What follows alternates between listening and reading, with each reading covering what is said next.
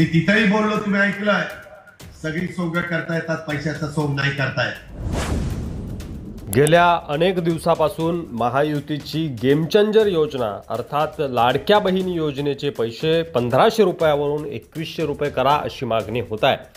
पण दरम्यान सरकारच्या तिजोरीत खडखडाट असल्याची ही चर्चा असल्यानं लाडक्या बहिणींबाबत अजितदादा काय बोलतात हे ऐकण्यासाठी कालच्या कार्यक्रमात अनेक लाडक्या बहिणी आल्या होत्या।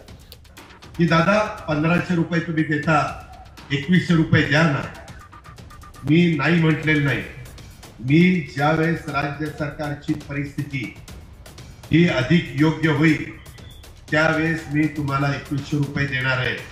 पण आता मी सगळा हिशोब केला, मी तिथेही बोललो, तुम्ही ऐकलंय, सगळी सोंग करता येतात, पैशाचा सोंग नाही करतायत। मात्र मी 2100 रुपये देणार आहे, मी नाही म्हणालो नाही। मला योजना सुरू ठेवायची आहे, पण मलाही हिशोब मांडावे लागतात। सगळी सोंग करता येतात, पण पैशाचं सोंग करता येत नाही, असं अजित पवार यांनी नांदेडच्या सभेत वक्तव्य केलं। राष्ट्रवादी काँग्रेस पक्षाचा प्रवेश सोहळा बराच वेळ रंगला होता। कार्यक्रम रटाळ झाल्यानं उपमुख्यमंत्री अजित पवार यांचं भाषण सुरू असतानाच महिलांनी खुर्च्या सोडून निघून गेल्याचं चित्र बघायला मिळालं।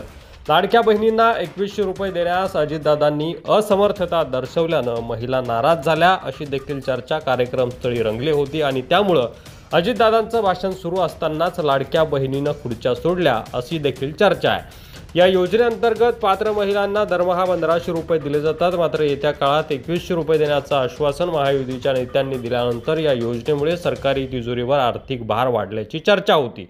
मात्र लाडक्या बहिणींना योजनेचे पैसे वाढवून देण्यास अजितदादांची असमर्थता दिसल्यानं अनेक जणींनी बाहेर जाणं पसंत केलं आणि अजितदादांच्या याच वक्तव्यामुळं भाषणापूर्वी भरलेल्या खुर्च्या अजितदादांचं भाषण सुरू असताना रिकाम्या दिसायला लागल्या होत्या आणि मध्येच लाडक्या बहिणी उठून गेल्या। सगळी सोंग करता येतात, पण पैशाचं सोंग करता येत नाही असं अजितदादा म्हटल्यानं अर्थात अजितदादा येत्या काही काळ तरी 2-4 वर्ष तरी 2100 रुपये लाडक्या बहिणींना देणार नाही अशी चर्चा देखील राजकीय वर्तुळात सुरू आहे। त्यामुळं आता यामध्ये सरकार ही योजना चालू ठेवण्यासाठी नवीन काय पर्याय काढतं आणि 2100 रुपये देण्यासाठी काय उपाययोजना करतं हे पाहण्यासारखं असणार आहे। मात्र रिकाम्या खुर्च्या बघून लाडक्या बहिणी नाराज आहेत अशी चर्चा आता रंगू लागली आहे। यावर तुम्हाला काय वाटतंय, तुमचं मत कमेंट बॉक्समध्ये लिहायला विसरू नका। व्हिडिओ जर आवडला असेल तर जास्तीत जास्त शेअर करा। मराठी मंडळीवर नवीन असाल तर सबस्क्राईब करायला अजिबात विसरू नका। धन्यवाद।